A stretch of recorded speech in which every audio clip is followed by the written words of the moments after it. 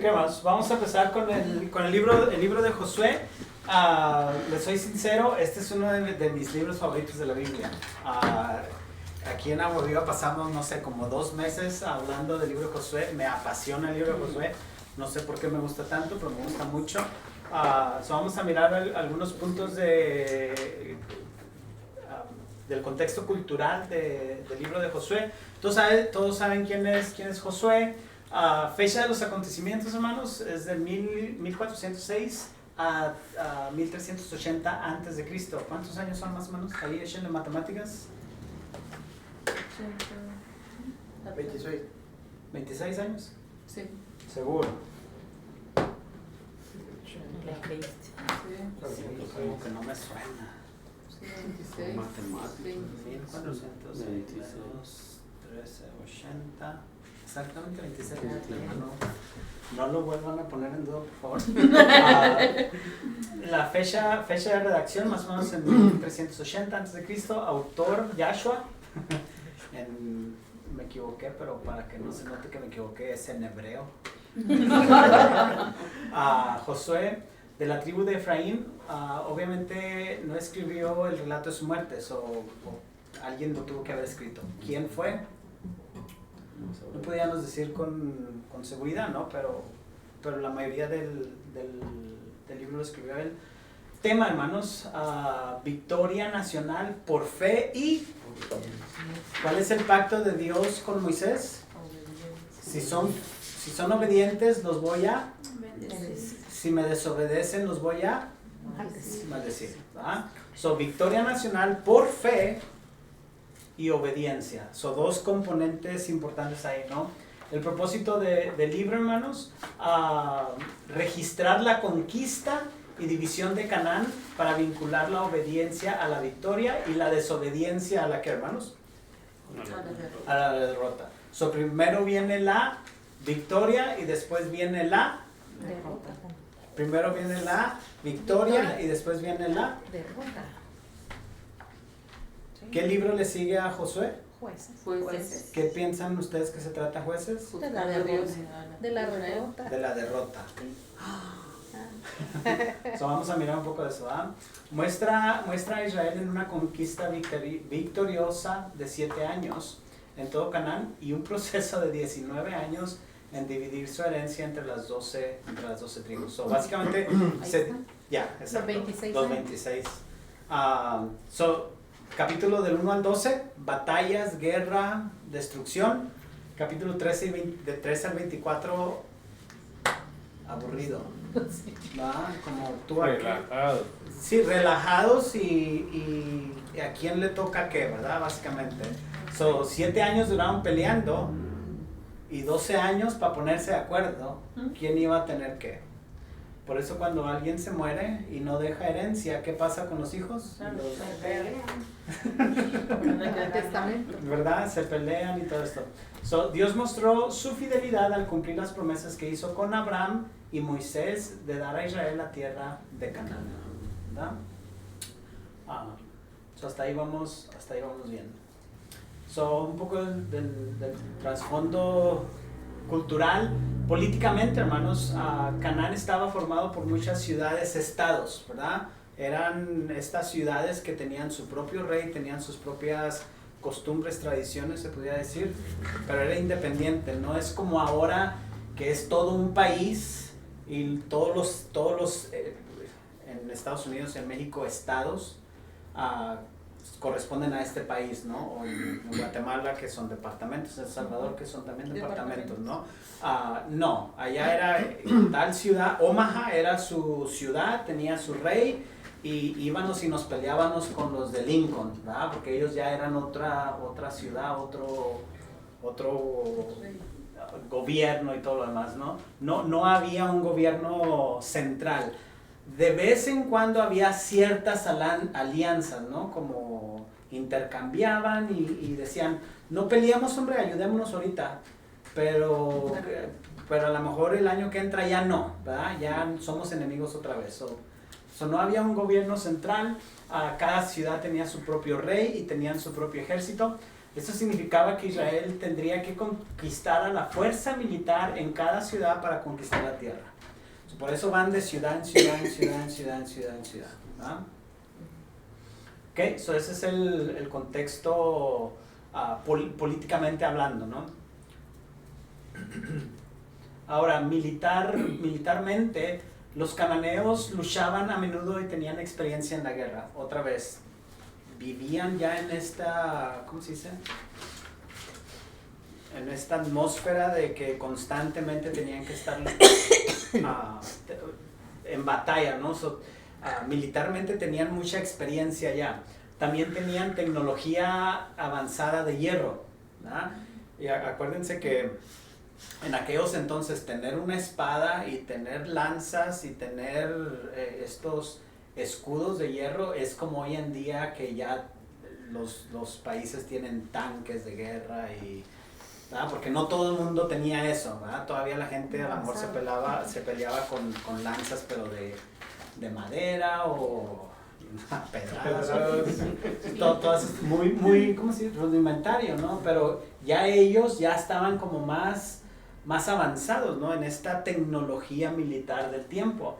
La otra cosa, hermanos, vamos a mirar las murallas de las ciudades eran especialmente fuertes, ¿verdad? Era la primera protección que tenían las murallas.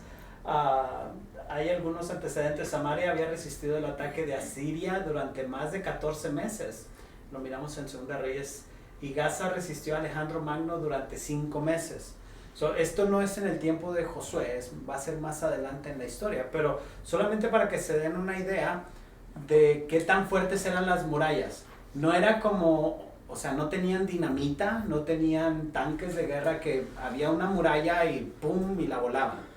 En aquellos entonces era de tratar de subirla, ¿verdad? Pero en lo que la subían, obviamente los de la ciudad tenían la ventaja de aventarles fuego o piedras o yo no sé qué les aventaban.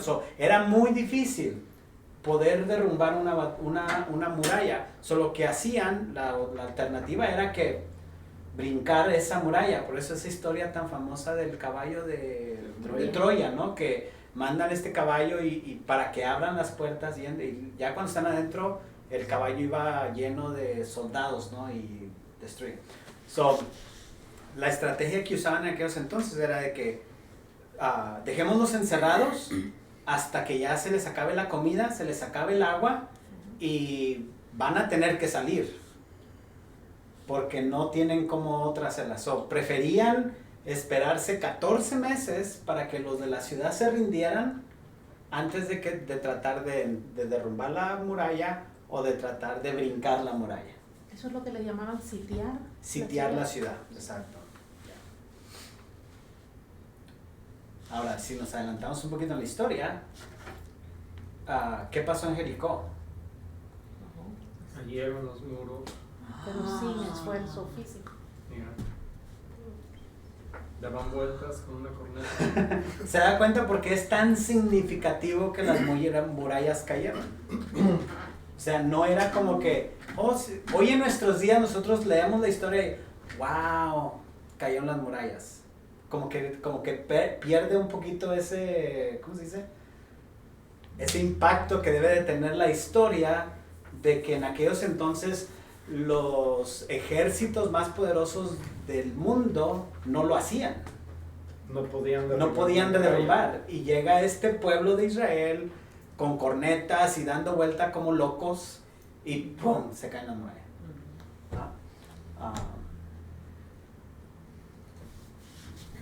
Ok. Déjenme cierro esto y luego ya continuamos. Ok. Religiosamente, hermanos, los cananeos adoraban a este dios, y se los había mencionado en la última clase, Baal. Es alguien, este dios lo vamos a seguir escuchando. Baal, un dios que está relacionado con la fertilidad, ¿verdad? Era el dios de la lluvia y de las buenas cosechas. Como Baal no tenía un santuario central como Israel, ¿cuál era el santuario de Israel? ¿Dónde estaba el arca? En el tabernáculo. Esa es la habitación de Dios, ¿verdad? Los cananeos no tenían en sí un templo o una habitación para este dios de Baal. Se podía establecer altares prácticamente en todas las colinas. Buscaban un lugar alto que estuviera más cerca del cielo, a la creencia de ellos, y ahí hacían un altar a Baal. Había altares por todos lados. Yo no sé, bueno, en México se mira mucho esto, cuando viaja usted por carretera, hay un montón de crucecitas, ¿no? Y altares a la Virgen y cosas así, ¿no? Imagínense en algo parecido, que la gente donde mire un santo y luego van y le hacen un altar, o si se muere alguien y luego van y le ponen una cruz y así, ¿no? Era algo parecido. Este es el referente de los lugares altos en el Antiguo Testamento. Cuando escucha usted el lugar alto, era como que había un altar ahí que generalmente estaba marcado por un poste o pilar. Había una seña que ahí era como un lugar santo apartado para el dios Baal en estos tiempos. Que más adelante el pueblo de Israel no hace esto. ¿Por qué no hace esto el pueblo de Israel? Era monoteísta. Obviamente. Y ellos cargaban al arca. Ellos tenían el arca, tenían un lugar especial. Aquí está Dios, ¿verdad? Entonces no necesitamos andar poniendo altares en otro Dios, porque nuestro Dios está aquí presente, ¿verdad? Vamos a mirar que eso va a cambiar más adelante. Vamos a mirar cómo eso empieza a contradecir un poco lo que Dios les dijo. ¿Qué les dice antes de entrar a Canaán? No se vayan a juntar con los de Canaán. ¿Y qué es lo que el pueblo de Israel hace? ¿Verdad? Socialmente, hermanos, las ciudades cananeas eran ciudades muy avanzadas, con diseños de edificios contemporáneos, sistemas de drenaje y prácticas comerciales. Una civilización muy avanzada, ¿no? Los cananeos estaban muy por delante de Israel, que había pasado los últimos 440 años en Egipto y en el desierto. 400 años en Egipto y 40 años en el desierto. Ahora, los últimos, después de José, que están en Egipto, Egipto en realidad era una civilización muy avanzada. Pero después que pasa este periodo de José, que es el segundo de Faraón, el pueblo de Israel pasa de ser un pueblo invitado, un pueblo de honor de Egipto, pasan a ser ¿qué? Esclavos. Entonces, en realidad, el pueblo de Israel se queda en esa esclavitud, no avanza, no tiene una prosperidad, no tiene nada, ¿no? Ahorita es comenzar de nuevo como nación, básicamente, ¿no? Llegar a Canaán era ya un paso muy adelantado, ¿no? Vamos a platicar un poquito de esto, hermanos. Lo vamos a tratar de ser rápido, pero al grano. Génesis 15:16 dice: la iniquidad de los amoritas aún no está llena, ¿verdad? Es lo que dice Génesis 16.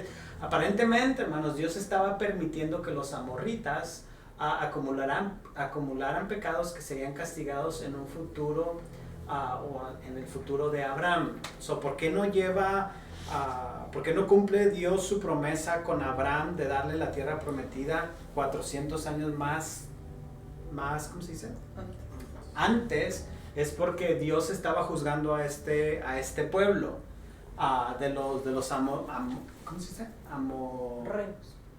Los amorreos, ¿verdad? Amorritas, el pueblo, ya. ¿Qué nos habla esto, hermanos? Dios le tuvo paciencia, ¿cuántos años a este pueblo? 440. Para que trataran de arrepentirse, ¿verdad? Ahora, ese punto viene en la historia, en la conquista de Josué. El juicio de Dios, fíjense, hermanos, el juicio de Dios sobre los amorritas coincidió sobrenaturalmente con la bendición de la tierra que Dios le prometió a Abraham. En Deuteronomio 9:4, que dice que es por la maldad de los cananeos o los amorritas, que es lo mismo.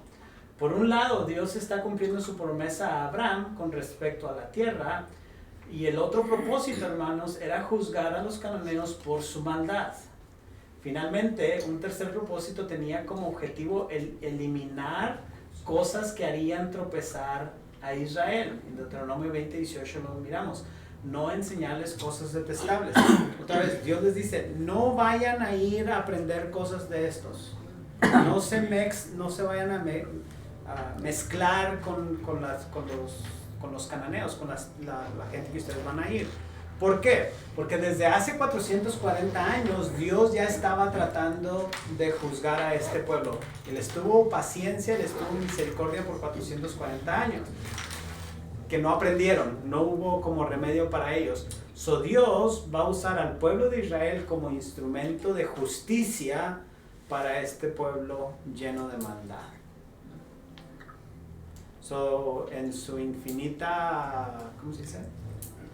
Sabiduría de Dios, Él tiene el control de todas las cosas que están pasando en todo el mundo. ¿Verdad? A ver, ahí no entendí. A ver. Entonces, el pueblo de los amoritas, los amorreos. Ajá, los amorreos. Mientras Israel era cautivo en Egipto, Dios estaba tratando de perdonar a los amorreos, o sea, Darles una oportunidad, de que de alguna manera ellos cambiaran su manera de vivir. Ok, y ya después que salió Israel de Egipto y que tuvieron los 400 años, es cuando dices que los usó a ellos para que se hiciera el castigo para los amorreos, Exacto. que fue la conquista de Israel en Canaán. Exacto. Ok. No, ¿Sí pues, entendió entonces, no? Ya, pero no lo había escuchado yo, la verdad. Ya. Porque ahorita vamos a entrar en otro tema más controversial, que yo pienso que es este que sigue. ¿Verdad? ¿Por qué Dios ordenaría la muerte de niños inocentes? Este es un tema difícil que aunque no tenemos un verso que lo explique a nuestra satisfacción, hay varias cosas que probablemente estaban en juegos. Y podemos mirarlo, los niños no son inocentes. Salmo 51, versículo 5 y 58:3.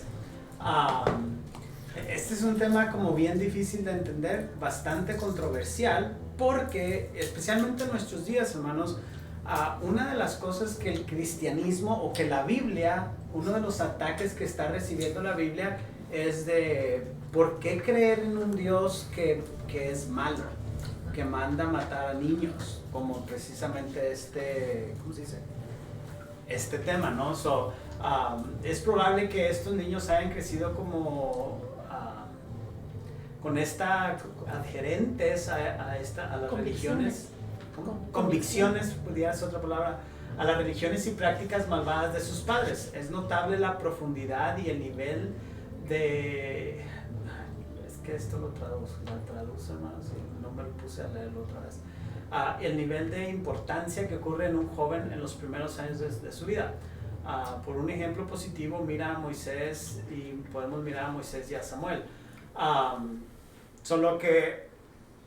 Lo que Dios quería hacer, hermanos, para el pueblo de Israel era empezar de nuevo, ¿verdad?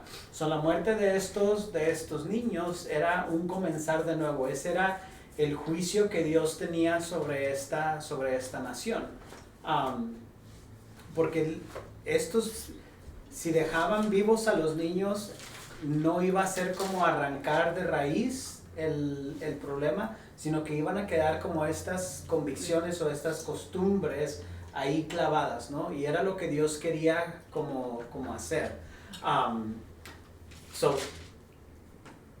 Nos habla un poco de la importancia que tiene que ver la enseñanza que le damos a nuestros hijos desde que son pequeños, ¿verdad? Por eso Salomón dice, ¿no? Instruye al niño en su camino. Esa enseñanza desde pequeño. Ahora, como que esto no nos satisface o no contestamos la pregunta, sí, pero eso que tiene que ver con que hayan matado a los niños, ¿no? Estos niños naturalmente habrían crecido resentidos con los israelitas y luego habrían tratado de vengar el trato injusto de sus padres. Y lo miramos en estos, ¿cómo se dice? En estos pasajes donde habla precisamente de este principio. de ese resentimiento, de ese tratar de vengar, ¿no? Un claro ejemplo, hermanos, lo miramos con Ismael. ¿Quién es Ismael? ¿Alguien se acuerda? El hermano de Isaac. Ajá. ¿Es hijo de quién? Abraham. ¿Y con quién tú? Pero la esposa de Abraham, ¿cómo se llama? Sara. ¿Y de quién es la mamá de Ismael? La criada, ¿verdad? ¿Qué pasa con esa nación? ¿Quiénes son la descendencia de Ismael? Los ismaelitas. Los ismaelitas, en nuestros tiempos podríamos decir los árabes. Sería la palabra adecuada. Ahora, ¿quién es el hijo de la promesa? Isaac, ¿verdad? ¿Y quién es la descendencia de Isaac? Israel, el pueblo judío, ¿verdad? ¿Cómo se llevan estas dos naciones, hermanos? Muy mal.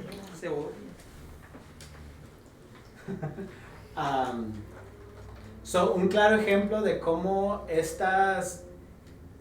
en el Antiguo Testamento, ojo cuando digo Antiguo Testamento, cómo estos pecados de los padres van a influir en las generaciones siguientes, ¿verdad?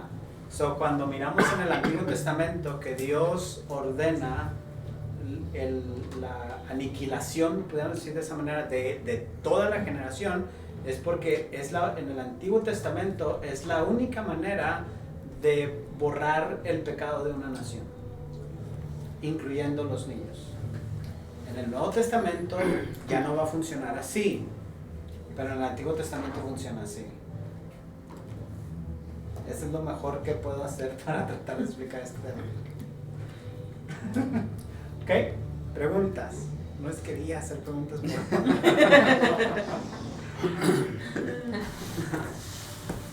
Mejor no preguntamos cuando nos vamos a hacer más bolas. ¿Se van a hacer más bolas? Una pregunta, explíquelo otra vez. Mira el video y... Lo que pasa de la forma que por qué tenían que matar a todos los niños y hay cuestionamientos sobre eso. ¿Qué culpa tienen los niños de lo que están haciendo los papás? Pero estos niños iban a ir creciendo entonces iba a volver a surgir esa nación que va a estar en odio, enemigos del pueblo de Israel. Si nosotros vemos en la actualidad con familias que se odian, una familia trata de matar a toda la otra familia porque si alguien queda, crece y va a querer vengar a su familia. Y eso así, esa es la mentalidad. Entonces, miremos ahí a Israel, con cuántos están peleando alrededor. Todos sus enemigos, los que surgieron de diferentes, y mencionaste a uno de ellos, a Ismael. Es ismaelita. Como les digo, este tema como que en veces no alcanza, como que no nos hace sentir, No nos satisface. Se nos hace injusto. Se nos hace injusto. Ahora, ¿se recuerdan cuando exacto. Cuando hablamos de la justicia de Dios, la justicia de Dios no es la misma definición de nuestra justicia. Nos deja más un poquito peor. Porque es la soberanía. Pero sí entendemos. No porque es su soberanía. Lo entendemos, pero al mismo tiempo nos cuesta trabajo, ¿ah? No lo aceptamos. No lo asimilamos, pero lo hacemos por fe. Que en el plan perfecto de Dios, aunque a nosotros en nuestro contexto nos parezca injusto, a la perspectiva de Dios en su soberanía es justo. ¿Verdad? Y el otro argumento que podemos dar es de que eso pasaba en el contexto del Antiguo Testamento. Hoy en el Nuevo Testamento, Dios no manda a aniquilar a gente, a niños. ¿Por qué no? Por el sacrificio de nuestro Señor Jesucristo. En el momento que yo creo en nuestro Señor Jesucristo, se rompe toda maldición del pecado que el pecado pueda tener sobre sobre mi vida, ¿no? So ya mis hijos, ellos tienen que hacer su propia decisión, ya no depende de mí, sino de ellos, que es la decisión que ellos van a tomar. So el juicio va a ser, cuando yo me muera y esté frente al Señor, va a ser conmigo, ¿verdad? Y Dios va a tratar con mis hijos y mis nietos y mis generaciones, ¿no? Pero lo pienso como que el equivalente a lo que Jesús hace para la redención del mundo es lo que había hecho Dios con el pueblo hebreo, para que la gente pudiera ver el ejemplo de ellos y pudiera también alcanzar misericordia. Exacto. Por medio de obedecer o someterse, porque no eran solamente de la sangre, del linaje del pueblo hebreo, sino que también habían gentes que llegaban a trabajar ahí o eran extranjeros y podían también pasar y pertenecer y tener las bendiciones de Dios. Exacto. Por la creencia, por creer, no por la creencia. Y eso es lo interesante, porque hasta ahorita nos hemos enfocado solo en el pueblo de Israel. Por ejemplo, hoy vamos a mirar a Ruth, ¿verdad? Que Ruth no es judía y alcanza misericordia exacto, son Rahab, que está en Josué. Ok, este es el punto estratégico. Aquí está Israel, hermanos, aquí en medio. So, si se dan cuenta, Israel era este puente mundial. En estos tiempos el continente europeo, el asiático y el de África eran los continentes más importantes del mundo, ¿no? No sé qué andaban haciendo los mayas y los aztecas y todo eso, pero no era como... La gente pregunta. ¿verdad? Andábamos de México, estábamos haciendo tortillas, los mayas, en Guate estaban haciendo... chuchitos. Pero aquí está Egipto, una civilización súper avanzada, súper importante en aquellos tiempos, y por allá van a estar los... pienso que son los asirios, y por acá van a estar lo que es Mesopotamia, y todavía no es Babilonia, pero no me acuerdo cómo se llamaban, los persas y todos esos por este lado de Asia, que son las mayores naciones en estos tiempos, ¿no? Y todos tenían que pasar ¿por dónde? Israel. Por Israel. ¿Y dónde pone Dios a Israel? En medio. ¿Por qué? Porque Israel iba a ser la nación que iba a evangelizar a todo el mundo. Israel iba a ser la nación que les iba a decir, sus dioses no existen, solo hay un Dios y es nuestro Dios. Ese es el propósito que Dios trae a Israel ahí. Y si se dan cuenta hoy en nuestros tiempos, me llama mucho la atención, porque en nuestros tiempos Israel es la tierra más peleada por todos los países del mundo. Todos quieren parte en Israel. Y los países más poderosos del mundo, ¿verdad? Por ejemplo, ahorita Estados Unidos pelea por Israel. Rusia quiere entrar a Israel. China quiere entrar a Israel. Todos estos países superpotencias mundiales quieren alguna parte de Israel. Son capítulos claves, hermanos. Capítulo 1, Moisés pasa el liderazgo a Josué. Capítulo 2, 2 espías enviados a Jericó, y nos cuenta la historia de Rahab. Cruzaron el río Jordán. Memorias, cuando cruzan el río Jordán, hace esta memoria en Jordán y en Gilgal. Cuando cruzan el Jordán, hermanos, adivine qué es lo primero que van a celebrar, hermanos. Nomás cruzan el río Jordán. ¿Cuál es la primera celebración que hacen? La paz. ¿Cuándo fue la última vez que celebraron la Pascua? ¿Cuál era la promesa que Dios les dijo? No van a celebrar otra la Pascua hasta que los lleve ¿a dónde? Interesante. 3 eventos claves, y aquí está, ¿no? El maná cesa, ya no tiene, ya los trae a la tierra prometida. Hoy sí, pónganse a trabajar. Busquen su comidita, ¿verdad? Hacen la circuncisión porque no se habían circuncidado en el desierto, y celebran por eso sabían, porque ahí estaba. Noten algo aquí, hermanos, súper importante. Capítulo 6, ¿qué pasa? Victoria en Jericó. En Jericó, que conocen la historia. Capítulo 7. ¿Qué piensan ustedes que pasó? ¿Obedecieron o desobedecieron? Desobedecieron. Y dicen, puchica. ¿Ah? Capítulo 8. Otra vez, Desobedecieron. vuelven a Victoria. van de regreso. Capítulo 9. Derrota. Capítulo 10. Victoria. Para mí, para parece en la Wall Street. Para arriba y para abajo, ¿verdad? Capítulo 11, Conquista en el Norte, y capítulo 12, lista de los 31 reyes conquistados, ¿verdad? Calificaciones de Josué, hermanos. Se le permitió vivir en el desierto. Pasa por ese periodo de prueba, igual que todos. Lo único que él sí obedeció, él sí tuvo fe. Fue uno de los espías que dijo, no hombre, démosle mucha. Sí podemos entrar, sí podemos conquistar, aunque los otros no, pero Dios le recompensó su fe y su confianza, ¿no? Tuvo experiencia en batalla, miramos que ya tenía cierta experiencia con esto. Había acompañado a Moisés desde su juventud y en el Sinaí. Estuvo presente en el incidente del becerro de oro, ¿se acuerdan de esa historia? Y fue uno de los 2 espías, o tenía calificaciones para poder ser el próximo líder del pueblo de Israel, ¿no?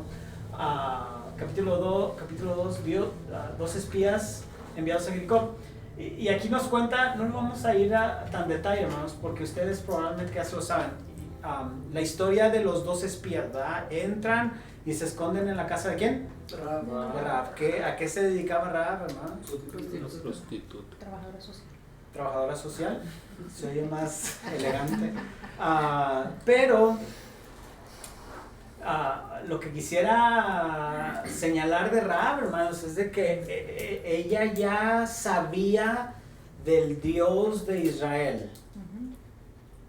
Hemos escuchado historias que Dios abrió el Mar Rojo, hemos escuchado historias que han pasado estas batallas y que han ganado, hemos escuchado que Dios hace cosas sobrenaturales con ustedes.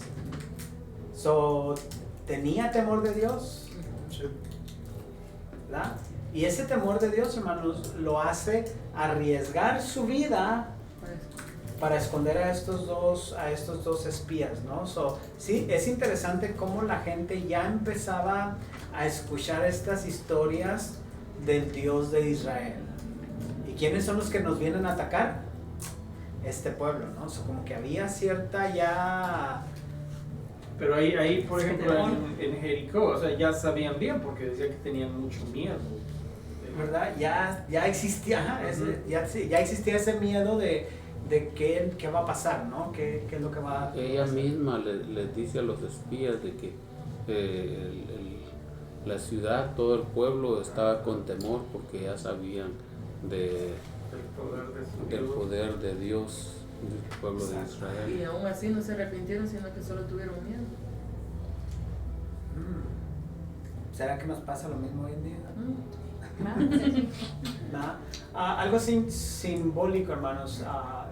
Les dice que van a que cuelgue una como soga, un hilo de este color de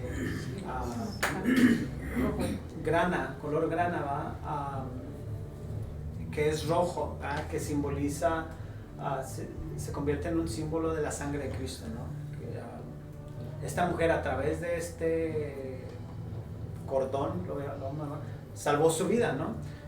Estaba mirando un documental por ahí, hermanos, donde hicieron unos arqueólogos, andan haciendo todavía excavaciones en Jericó, y según los descubrimientos que hicieron, hermanos, en la muralla, es interesante porque dice, toda la muralla está caída, solo hay un pequeño espacio donde estaba levantado. Todo lo demás está derrumbado y llega a un espacio como que hay un tope, ¿verdad? Y todo. Ahora, los arqueólogos bíblicos dicen, ahí esta era la casa de Rahab. Porque ¿dónde vivía Rahab?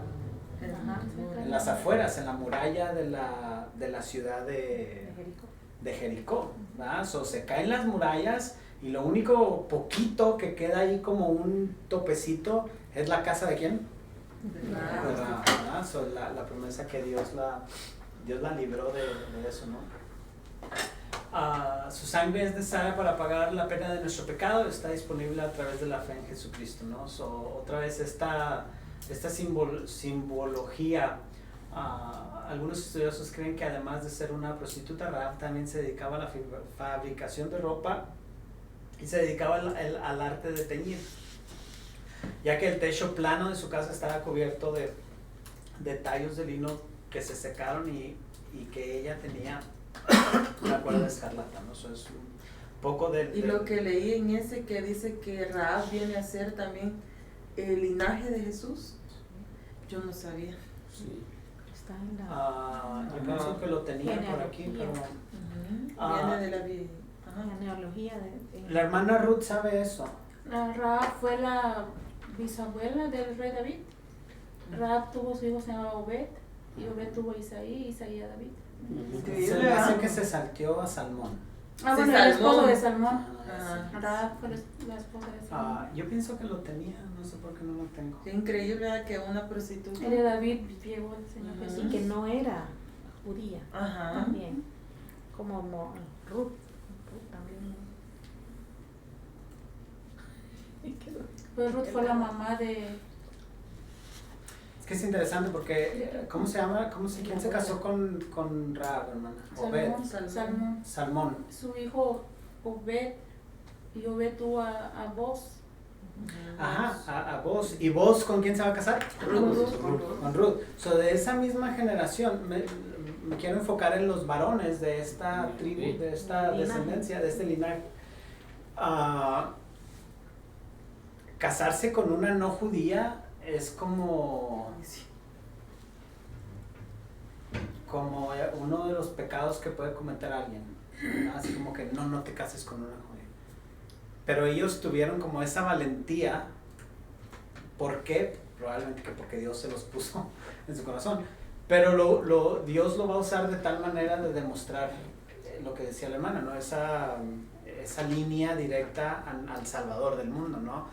Que nos empieza a tirar estas pistas, ¿no? Que la salvación al final de esta historia que Dios tiene para la humanidad no incluye nada más al pueblo de Israel, sino incluye a todo el mundo, ¿no? En el Antiguo Testamento está enfocado en el pueblo de Israel, pero empieza a tirar estas pistas, ¿no? Que no, hay otros pueblos que van a ser bienvenidos Sí, también, ¿no? y esas uniones son un símbolo de lo que Dios le prometió a Abraham, que de su descendencia iban a ser benditas todas las naciones.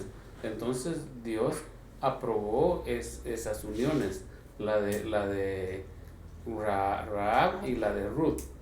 Ya estaban mezcladas la nación de Israel y las naciones que no eran pueblos gentiles, ¿no?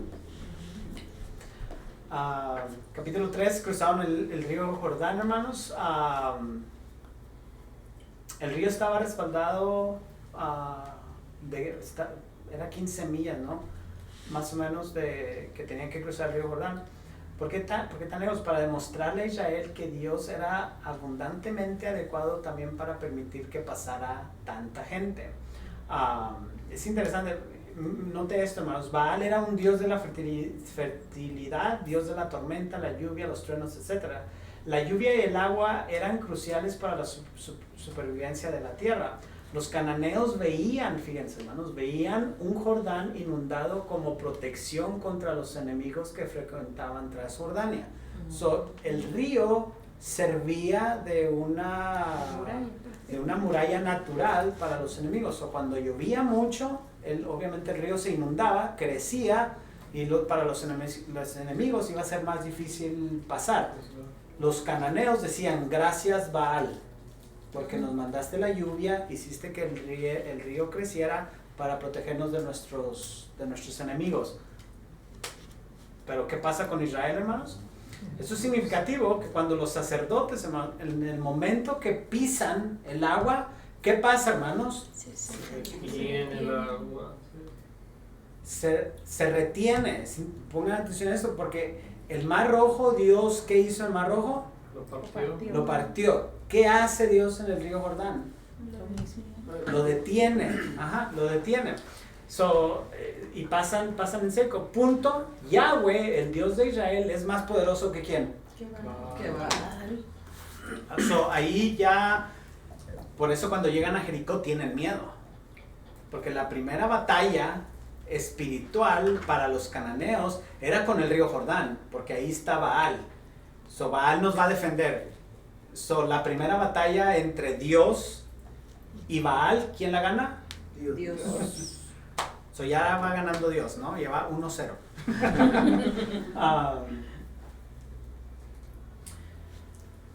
Dos altares de recuerdo y el capítulo 5, 3 eventos significativos que ya lo miramos un poquito de esto, hermanos.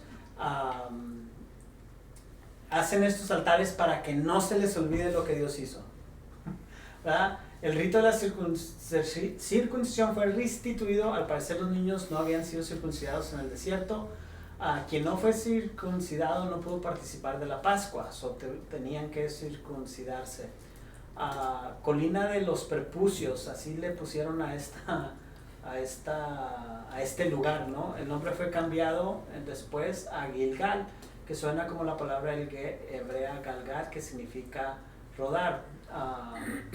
Así el Señor quitó de ti el oprobio de Egipto. En Josué 5, la circuncisión más peligrosa, ir a la guerra físicamente ¿cómo se dice esto? Desfavorecido que espiritualmente sin preparación. Es interesante, hermanos, porque todos saben de qué se trata la circuncisión. Si vamos a ir a pelear, ¿y quiénes van a ser los que van a ir a pelear? Los hombres. Pero ¿quiénes son los que se tienen que hacer la circuncisión? Los hombres. ¿En qué cabeza cabe que Dios les manda que se vayan a circuncidar y después que se circunciden vamos a ir a pelear? ¿Tiene lógica? Pero ¿qué era lo que Dios les estaba tratando de enseñar, hermanos? Obediencia, hay que creer en Él. La fe, ¿verdad? Primero viene lo espiritual y después viene todo lo demás. Las batallas no las van a ganar por fuerza. Las batallas las van a ganar porque yo voy con ustedes y porque ustedes van a ser obedientes a mí. El circuncidarse y que yo vaya adolorido a la guerra no tiene nada que ver con que vamos a ganar la batalla. Como la batalla que tuvieron los hijos de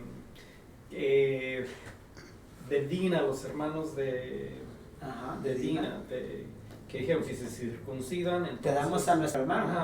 Y se circuncidaron y luego ¿qué pasó? Se los acabaron. No podían pelear, ¿no? Estaban todos adoloridos. ¿Cómo se iban a levantar para pelear? Exactamente. Solo que aquí es al revés, ¿no? Es algo positivo para el pueblo de Israel.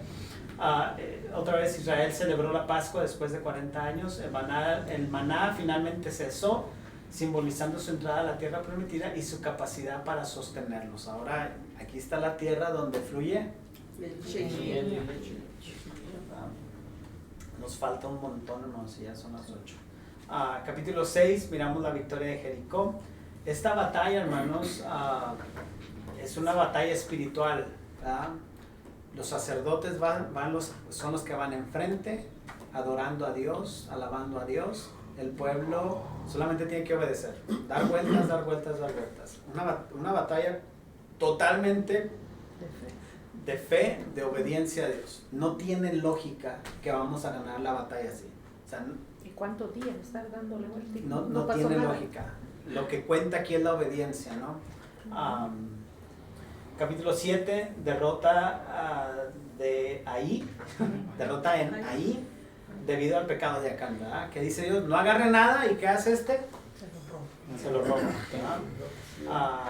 Capítulo 8, victoria en Ahí, debido a la obediencia de las personas.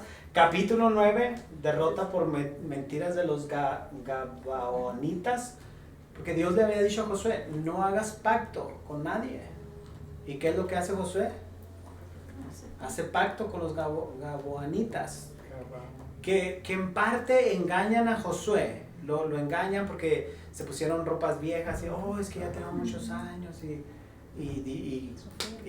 hace este pacto, pero igual Dios, o sea, no tenías que haber hecho eso, ¿verdad? No hay excusas. No hay excusas, ¿no? Es una mentira, pero es piadosa.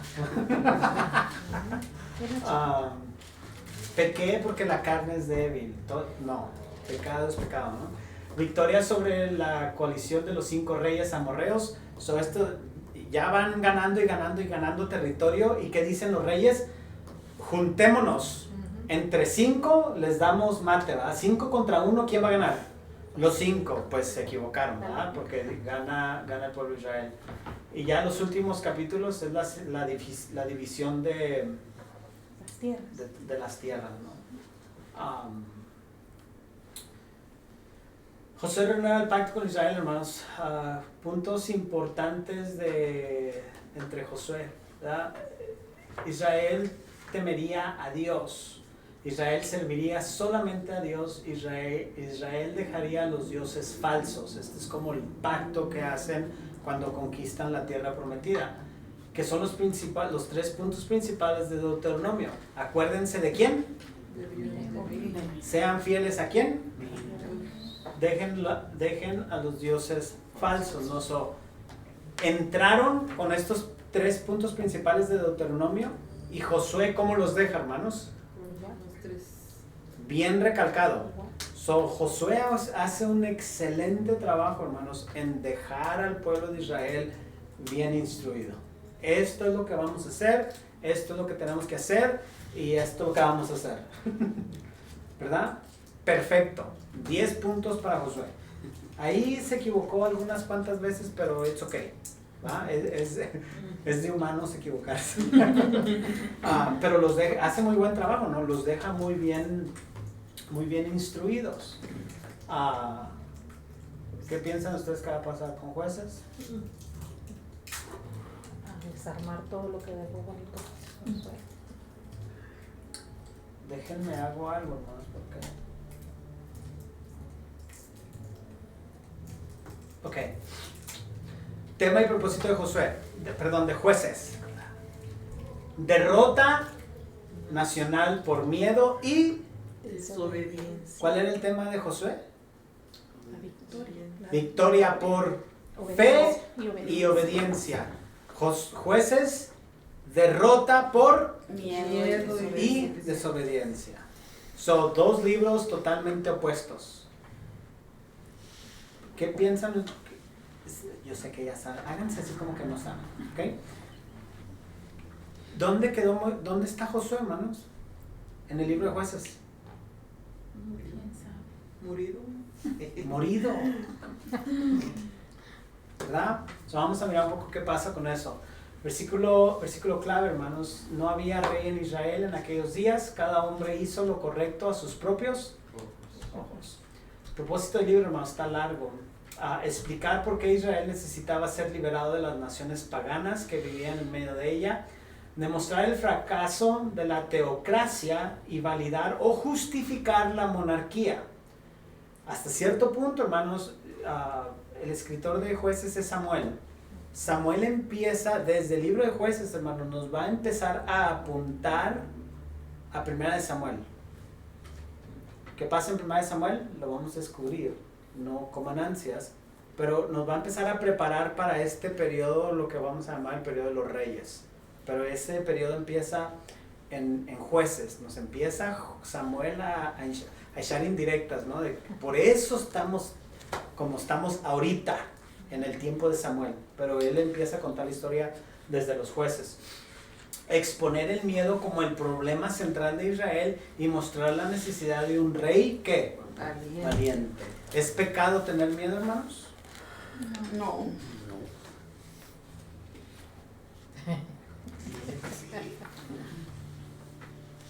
Depende. Me lo sostiene. Sí. Es valiente. Pero fíjense lo que dice aquí. Derrota nacional por...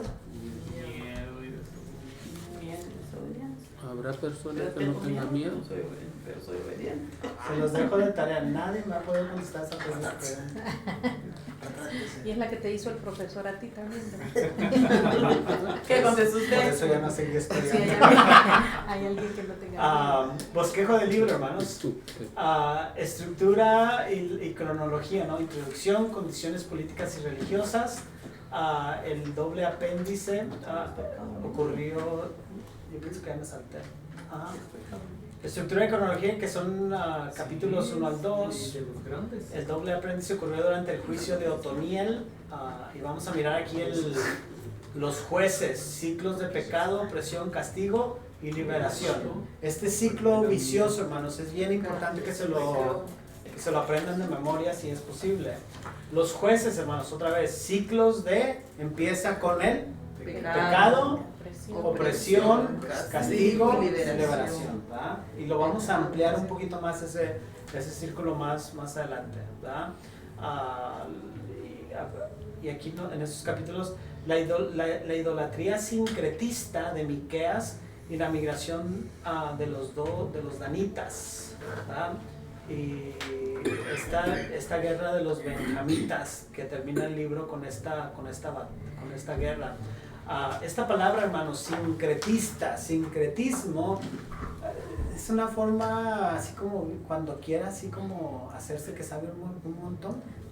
Diga, hice una salsa de chile jalapeño con tomate y cilantro y le hice una sincretinación. ¿Qué significa? Básicamente es que usted hace una mezcla de cosas. ¿No? Licuó. Es como usted echa a la licuadora el chile, el tomate, el cilantro y el ajo y le aplasta. ¿Y qué hace? Sincretiza. Hace una mezcla. El pueblo de Israel va a hacer una mezcla de Dios, de Baal y de otros cuantos dioses, ¿va? Así como que adoremos a todos los dioses, a lo mejor le atinamos a uno. ¿Va? Y es lo que empieza a pasar en Israel. Vamos a mirar esta cronología, hermanos, un montón de números, ¿verdad? Se calcula los 7 años de la conquista. Caleb tiene 38 años en 1446, que es en el Éxodo. Caleb tenía 40 años en 1944. En la misión de espionaje a Cades Barnea, ¿se recuerdan? 2 años después del Éxodo. En 1406 se acabaron los 40 años de vagar, la conquista comienza. Ahora Caleb tiene ¿cuántos? 78 años de edad. En el 1406 más 7 años más, Josué en 1399. Caleb tiene 85 años después de la conquista. A este punto, más o menos Caleb tiene 85 años. Y vamos a mirar que Josué se muere, ¿verdad? Por eso está en el libro de Jueces, empieza a hablar un poco de Caleb. Caleb nunca es como un personaje tan, ¿cómo se dice? Tan importante o tan popular.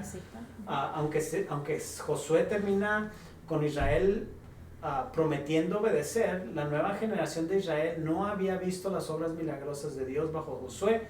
Rápidamente cayó en la desobediencia. Lo miramos en Jueces 2:10. No lograron eliminar a los cananeos como se les ordenó, que destruyeran todo, y su influencia malvada resultó ser demasiado para Israel, y comenzaron a adorar ¿a quién, hermanos? Y finalmente terminaron en sometimiento a los extranjeros que habían sido mandados a borrar, ¿verdad? Debido a que Israel había disminuido espiritualmente y no había caído en manos de las naciones vecinas que los oprimieron, Dios envió jueces para liberar a Israel. El libro de Jueces sirve como un vínculo entre la teocracia fallida de Israel. ¿Sí se recuerdan qué significa esta palabra? Teocracia. Por favor, díganme que sí se acuerdan, hermanos. Sí. ¿Qué significa teocracia, hermano? Centralizado en Dios, la teología. ¿Quién es el rey de Israel? Dios. El gobierno por medio de Dios. Exacto. Entre la teocracia fallida de Israel con la monarquía de Saúl y David, una y otra vez, 7 veces se puede ver el ciclo del pecado, de la opresión y el castigo antes que Israel grite para que un juez los libere. Es interesante, hermanos, porque Baal es un dios de la prosperidad. Yo pienso que lo vamos a mirar, no me acuerdo si lo tengo aquí más adelante, pero me parece demasiado interesante, hermanos, porque la mayor parte de las prácticas religiosas que se hacían a Baal como Dios van a tener un tono sexual, ¿verdad? Habían toda clase de prácticas sexuales, orgías y todas estas cosas que se hacían en aquellos entonces, ¿no? So, al pueblo de Israel estas prácticas, hermanos, les parece demasiadas atractivas, ¿verdad? Recuerden, hermanos, el pecado siempre es atractivo. O sea, el pecado no es como que, ay, no me gusta, qué feo. El pecado siempre es algo que nos va a atraer, algo que nos va a gustar. Y en el ser humano, hermanos, la sexualidad viene a ser casi siempre o siempre como esa debilidad que tenemos. Me parece muy interesante, hermanos, porque en nuestros tiempos, si se fijan, el mayor movimiento que se está haciendo contra Dios viene precisamente por este movimiento con tonos sexuales, que es este movimiento de Transgender. todas estas cosas, ¿no? Del homosexualismo y todas estas cosas. Que a partir de ahí viene un ataque a Dios, viene un ataque a la palabra de Dios y viene un ataque a lo que es la institución de Dios, que es la iglesia. So, están atacando a la familia, que es la institución de Dios, y a la iglesia, ¿no? So, todo esto más que pareciera como que está allá, tiene que ver directamente con Dios, ¿verdad? Y es precisamente cómo empieza el libro de Jueces, cuando el pueblo de Israel se empieza a dar cuenta que aquel Dios de Baal como que está atractivo, como que nos gusta, como que está interesante lo que Baal ofrece, ¿no? Aquí está. Los cananeos adoraban a Baal, entre otras deidades, no era como que nada más uno. Baal era el dios de la lluvia y las tormentas. La lluvia era una parte integral de la sociedad agrícola y cananea.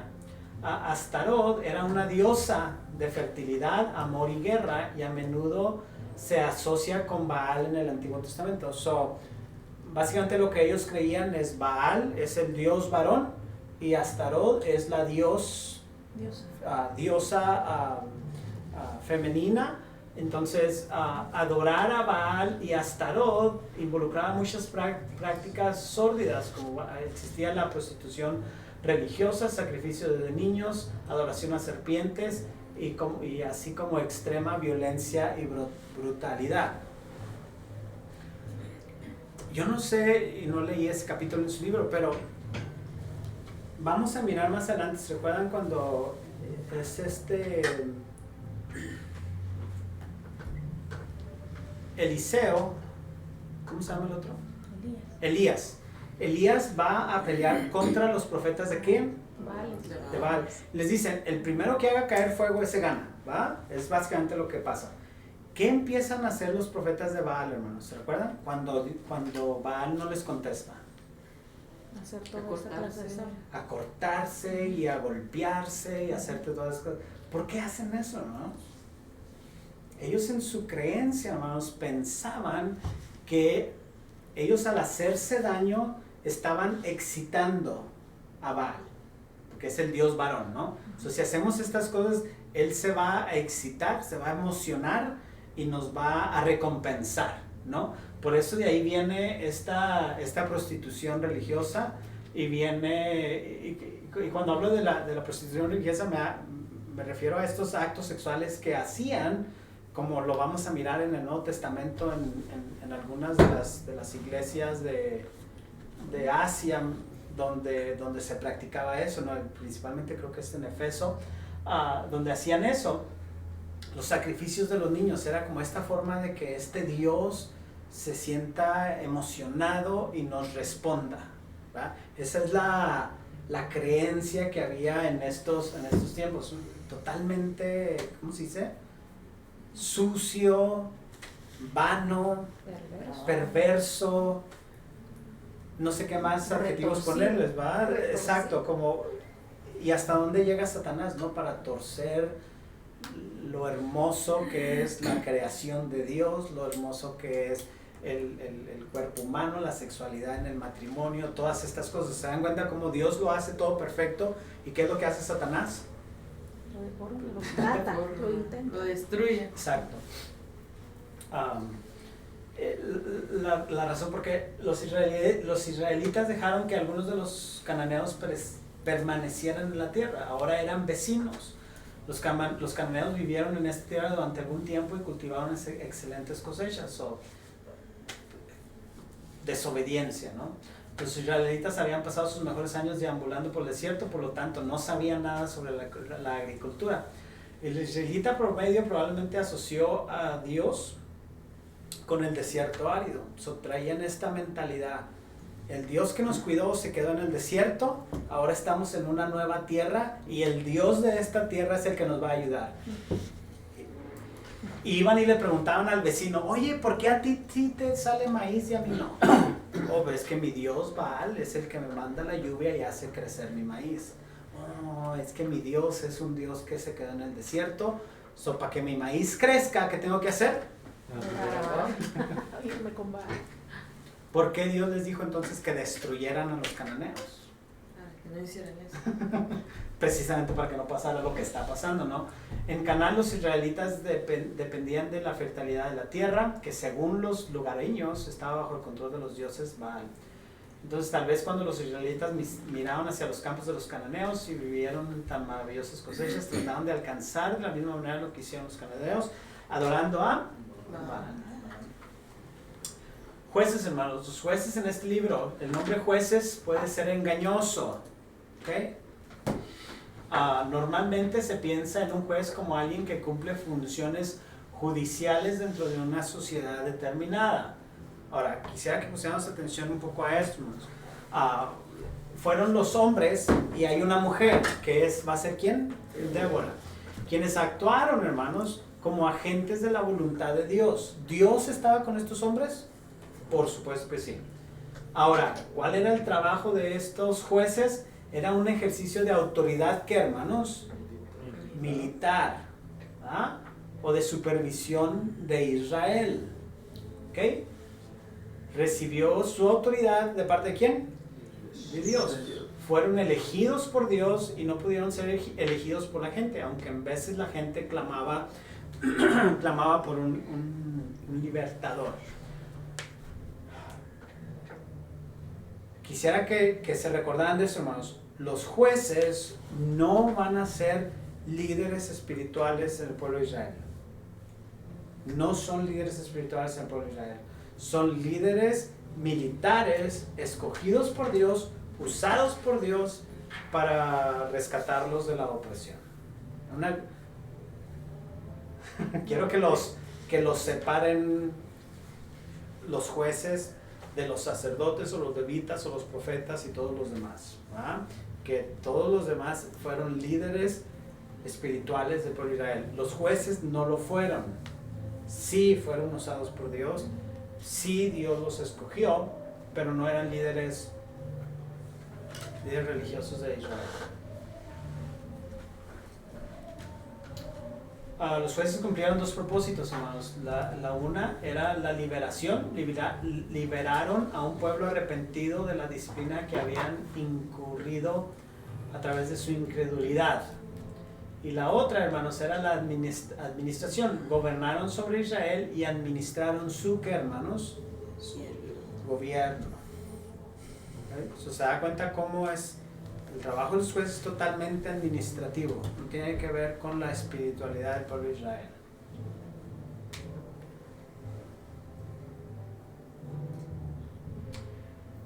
Este es el ciclo que quiero que se aprendan de memoria, hermanos, si les es posible. Si no les es posible, de todas maneras apréndaselo. ¿Qué pasaba? Había pecado, la consecuencia del pecado traía ¿qué? Opresión. A causa de la opresión que hacía el pueblo de Israel, se arrepentía y clamaba. ¿Qué hacía Dios? Los liberaba. Mandaba un juez, los liberaba, y después que el juez llegaba, ¿qué pasaba? Y cuando todo está tranquilo, Otra vez a pecar. y es un ciclo. ¿Va? ¿Sigue pasando esto hoy en nuestros días o solo en el Antiguo Testamento pasó? Pasa. Lo que me gusta es que son sinceros. ¿Qué más? ¿Preguntas del libro de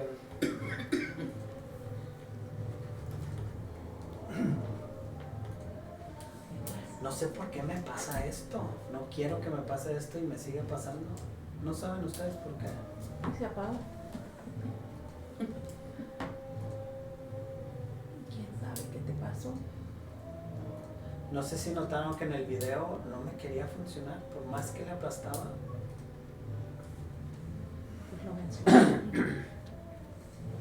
Miren, ya no quiere salir. ¿No? Ahí está. Vamos. No, 10 minutos y acabamos. Libro de Ruth, hermanos. Fecha, el libro fue escrito alrededor de 1443, 1043 a 1004. Tema, hermanos, fidelidad en tiempos de anarquía. El propósito de este libro es demostrar que en medio de la anarquía nacional durante el tiempo de los jueces hubo un remanente fiel que siguió y obedeció a Dios y en consecuencia disfrutó de la bendición de Dios. También expuso la ascendencia de quién, hermanos, de David. So, vamos Deuteronomio. ¿Qué sigue después de Deuteronomio? Josué y luego Jueces. y luego Ruth. ¿Piensan ustedes que ese es el orden cronológico o no? No. ¿En dónde queda?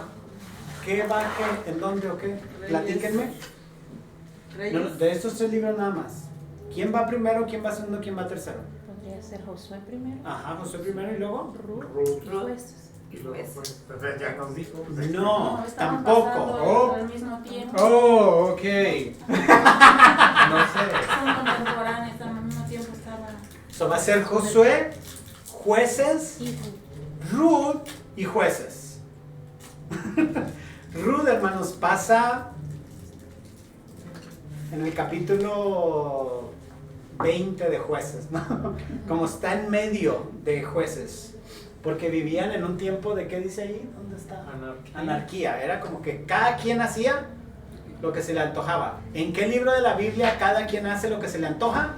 Todos. En todos, pero más en Jueces. en Jueces, ¿verdad? So, Ruth va a estar por ahí, por ese periodo, hermanos, de los jueces. No termina el libro de los jueces, pero ahí va a estar la historia de Ruth, ¿verdad? Más o menos. Solo como para que se den una idea. Nos van a cobrar el grupo Alabanza, hermana Doris, otra vez. Sí, ¿verdad? No es nuestra culpa, ellos son los que necesitan quitarle volumen a los micrófonos. Samuel pudo haber escrito el esperanzado libro de Ruth, que contrasta con la triste fe de Israel, como se ven en Jueces. Ruth es una historia de devoción y fidelidad y ofrece esperanza, un ejemplo de moralidad, lealtad y fe en un día en que estas cualidades no eran comunes ni populares. ¿Por qué, hermanos? En Jueces, ¿qué hace la gente? ¿Qué bien le parece? ¿Y qué hace Ruth, una mujer que ni siquiera es judía? Tiene una devoción, una fidelidad, da un ejemplo de moralidad, lealtad y fe. Una extranjera, una gentil, les está enseñando al pueblo de Israel, no, así es como debiéramos de vivir. La historia tiene lugar durante una época de hambruna. Algunos correlacionarían esta hambruna con las circunstancias hechas en Israel de los madianitas en Jueces 6. Algunos piensan que la historia de Ruth pudiera caber en ese capítulo 6 de Jueces. Esto haría Ruth una contemporánea de Gedeón.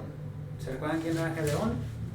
Si no se acuerdan, lean el capítulo 6 de Jueces. No lo vamos a leer ahorita, pero léalo en su casa. Emelec y Noemí buscan comida en Moab, ¿verdad? Emelec murió en Moab, sus hijos Malón, que significa insignificante, y Kelión se casaron con mujeres moabitas, Orfa y Ruth, ¿verdad? Y vivieron 10 años en Moab cuando Mahón y Kilión murieron.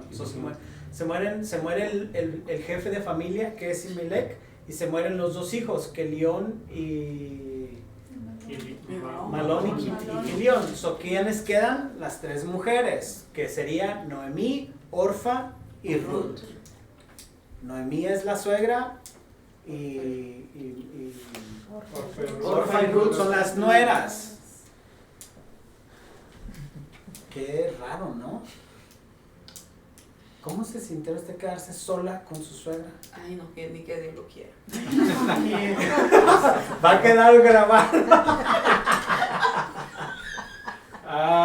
¿Oíste, Melvin? ¿Sí?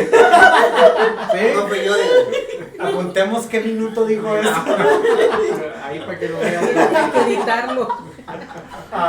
Bueno, Pero una nuera hace una buena suegra. ahí está. Vaya, Vaya. Es que la hermana se refiere a que iba a perder a su esposo. O sea, que Ajá. Dios no quiere perder a su esposo. Luego mal pensado. Ay, sí. Arréglale, hermana. Me debe una cena la hermana Ruth, la rescató.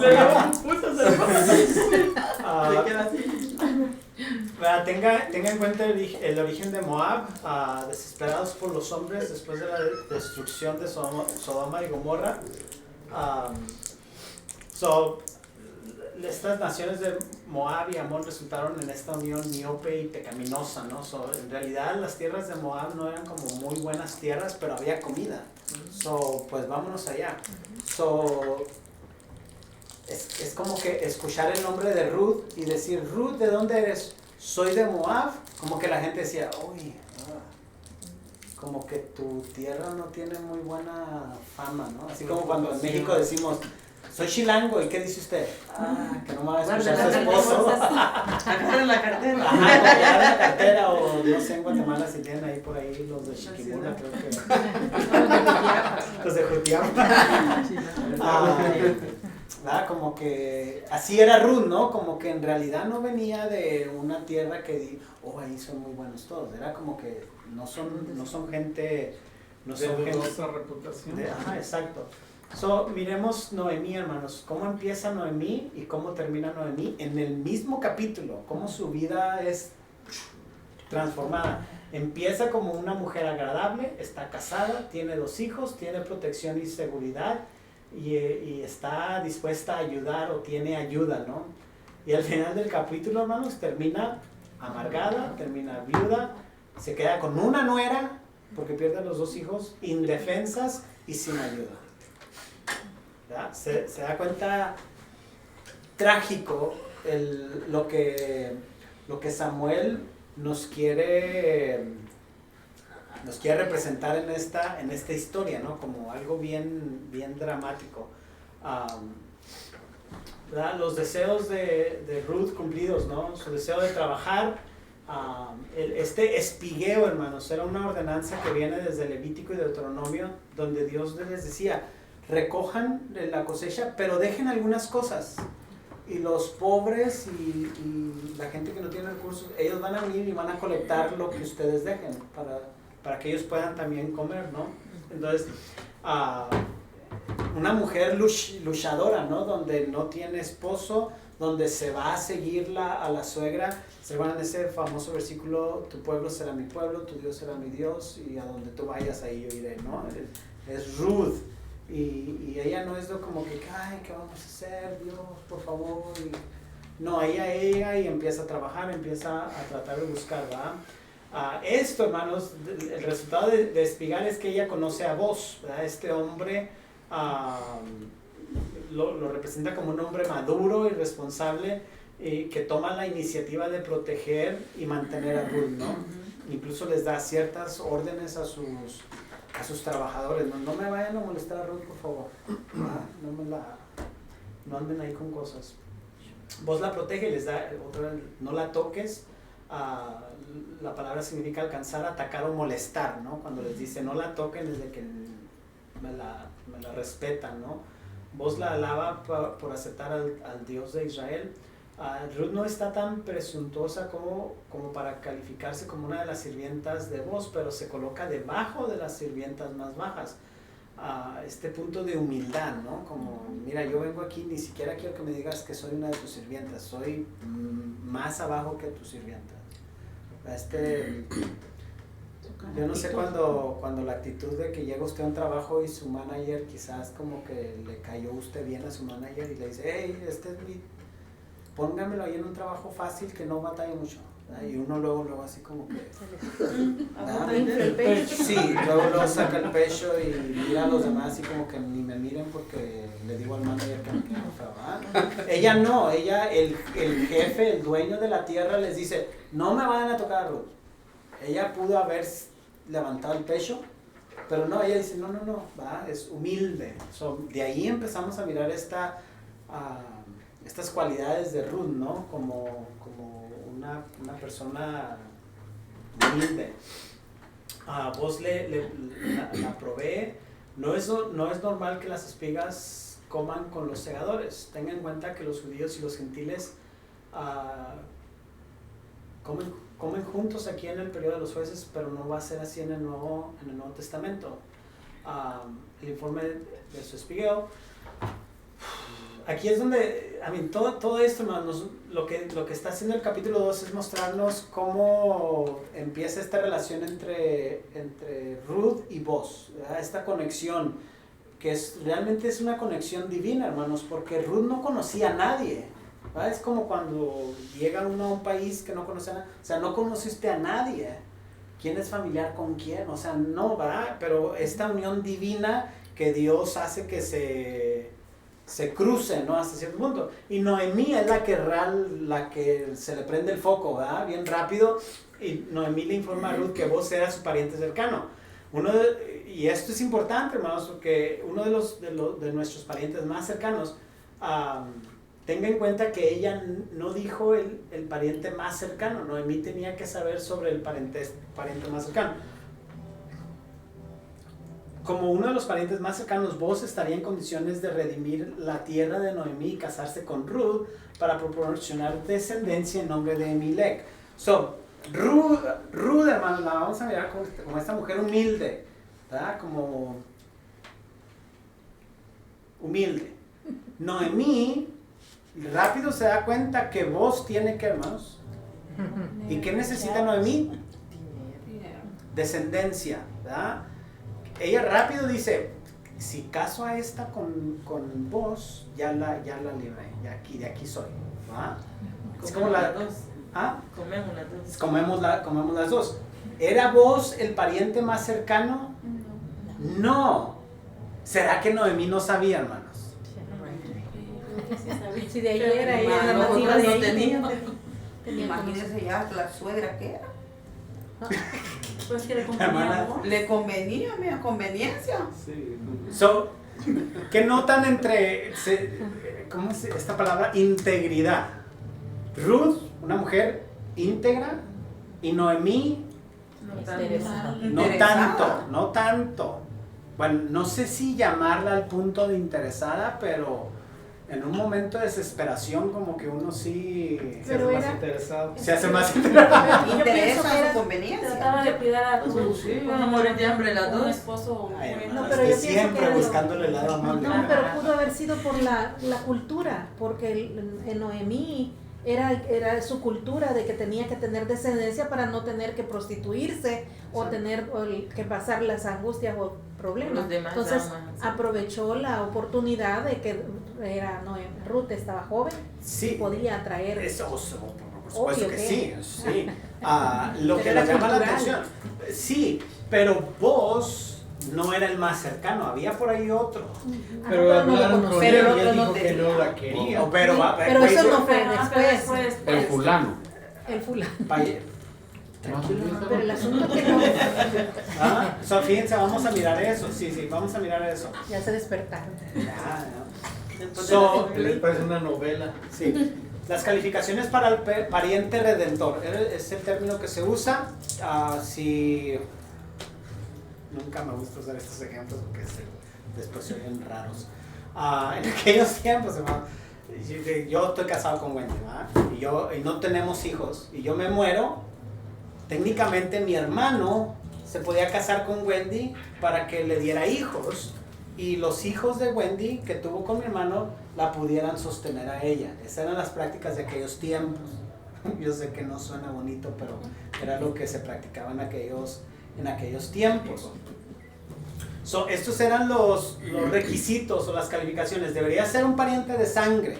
De Emelec era el esposo de Noemí. Tenía que ir por esa línea de parientes de sangre, no así que el primo de mi primo del primo del otro primo que viene siendo mi primo quinto, no. Tenía que ser como una línea directa.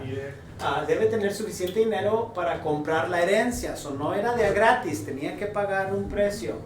Debe estar dispuesto a gastar su dinero en la herencia, debe estar dispuesto a casarse con la esposa del difunto y tener hijos para el nombre del difunto.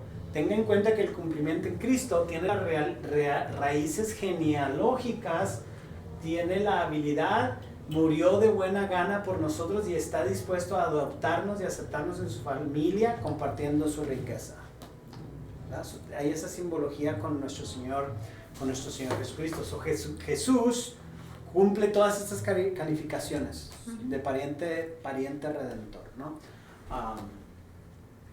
Vamos a mirar qué pasa, hermanos.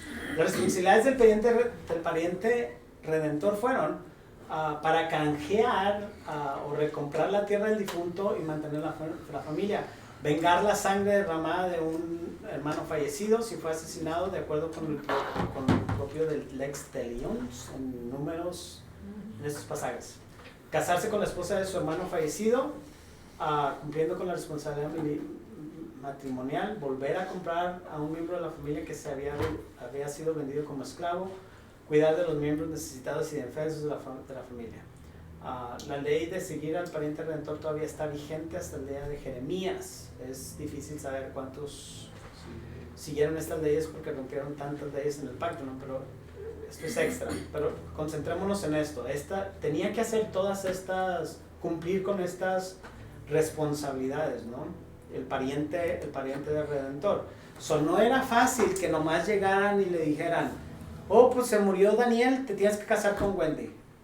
No, tenía que pagar deudas que yo tuviera, tenía que pagar las responsabilidades, manutenciones que Wendy tenga, tenía que hacerse responsable de ella si algo le pasaba, eran muchas no era nomás de que, oh sí, otra esposa, no, había un... Pero si estaba casado. Ahí... ¿Otra esposa? Sí, pues sí. Probablemente que en aquellos tiempos hubieron personas que yo no puedo, ¿no? Y más si era una persona que no tenía tanto dinero. Acuérdense que en aquellos entonces, hermanos, habían familias que vendían a sus hijos como esclavos para poder sostener a la demás familia. No sé cuántos, por ejemplo, en el caso de mi mamá pasó, hermanos, que creo que son 8 en la casa, hermanas de mi mamá, y mi mamá y la otra hermana, que son las más grandes, ellas desde los 7 años se tuvieron que dejar de estudiar y se fueron a trabajar en limpieza de casas en México. ¿Por qué? Porque había otro montón de niños en la casa y el papá y la mamá, aunque los dos trabajaban, no les acompletaba. Yo no sé cuántos han vivido esa experiencia muy común, ¿no? En aquellos entonces donde las familias eran largas y desde niños básicamente los mandaban a trabajar para que ganaran dinero para poder completar, para que todos pudieran comer, ¿no? Cuando había eso es muy parecido en aquellos tiempos. No era como que es como hoy en día que nos vienen a pedir dinero prestado, como que dice uno apenas a completo y luego todavía vienes a pedir dinero. No era algo fácil, ¿ok? Quiero que entendamos eso, como que no era algo fácil. Realmente era un sacrificio, había que realmente pensarlo bien antes de decir, sí, hombre, ya, casémonos y ya. No, era algo complicado. ¿Qué pasó aquí, hermanos? Noemí le dice, mira, cuando vos se vaya y se acueste en su tienda, vas tú y le dices, oye, resulta que somos familiares. No sé, aquí estoy yo, aquí estás tú. Que se tienda sus pies. Que le calentara los pies, le dijo, ¿no?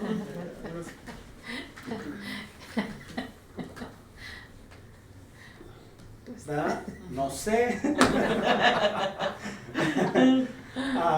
Le dice vos, ¿verdad? Dice, y ahora que, aunque es cierto que yo soy pariente cercano, con todo eso hay pariente más cercano que yo. ¿Quién dice esto? Vos. Vos. Ahora vamos a mirar. Ruth es una mujer de integridad. Noemí, o menos. Vos, ¿es un hombre íntegro? Sí. Sí. Sí. ¿Se recuerdan qué pasó con José y la esposa de Potifar? Claro. Él fue íntegro. ¿Verdad? ¿Cómo salió corriendo José? Sí. Íntegro, temeroso de Dios. Llega esta mujer, Ruth, porque me imagino yo que estaba joven, guapa, la mujer, y llega y le dice, pues aquí estoy. Y le dice él, no, así no son las cosas. Hay un pariente más cercano que yo, necesitamos hacer las cosas bien, ¿va? Pasa aquí la noche y cuando sea de día, si él te redimiere bien, que te redímate, mas si él no te quisiera redimir, yo, carácter de vos, íntegro, ¿va? Si lee algunos comentarios y algunos escritos, va a haber una controversia si durmió con ella o no durmió con ella. Ustedes me entienden a qué me refiero con durmió con ella. Yo pienso que no durmió con ella. Es su carácter de integridad, de querer hacer las cosas bien, ¿no? Que nos habla todo esto agrega al valor de la narrativa del libro de Ruth, lo que nos está tratando de apuntar, ¿no? La recompensa de Ruth le da un esposo, ¿verdad? Se me fue En esa parte que dijiste, Daniel, creo que había una tradición también sobre eso, porque acuérdate que Noemí le dice lo que tiene que hacer y que se vaya a acostar a los pies de él. Entonces, esa era algo como una tradición que tenían y había un respeto, porque ¿qué hubiera pasado si ella hubiera tenido relaciones con él? Toda esa integridad de esa mujer decente que se le miraba se hubiera perdido ahí. Exacto. Aunque lo hubiera sido solo con él y los demás no se dieran cuenta, pero ante él ya esa reputación, esa admiración que él le tenía se perdía. Exacto. Es interesante porque aquí la responsabilidad cae en vos. Si recordamos, no quiero sonar machista, pero en aquellos tiempos la mujer no tenía esa autoridad de tomar decisiones, porque la tradición era de que ella iba y se acostaba a los pies del varón, y el varón era el que la tomaba, ¿no? Y pasaba lo que tenía que pasar, pero vos dices no. Pasó con emergencia. Sí, no, ya más falta como media hora. No se crean, faltan como 5 minutos nada más.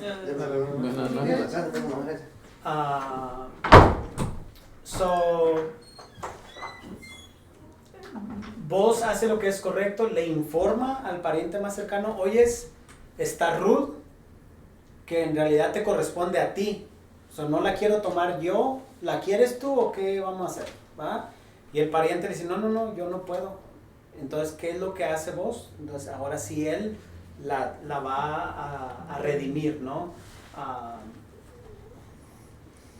Y fíjense, dice, no está dispuesto a poner en peligro su herencia, rechazó la oferta de vos, compró la tierra y se casó con Ruth. Tendría que gastar dinero que iban a sus propios hijos en orden de adquirir la tierra de Ruth y establecer como heredero legal a un hijo para Malón. Esto dispersaría sus inversiones demasiado. No podía permitírselo.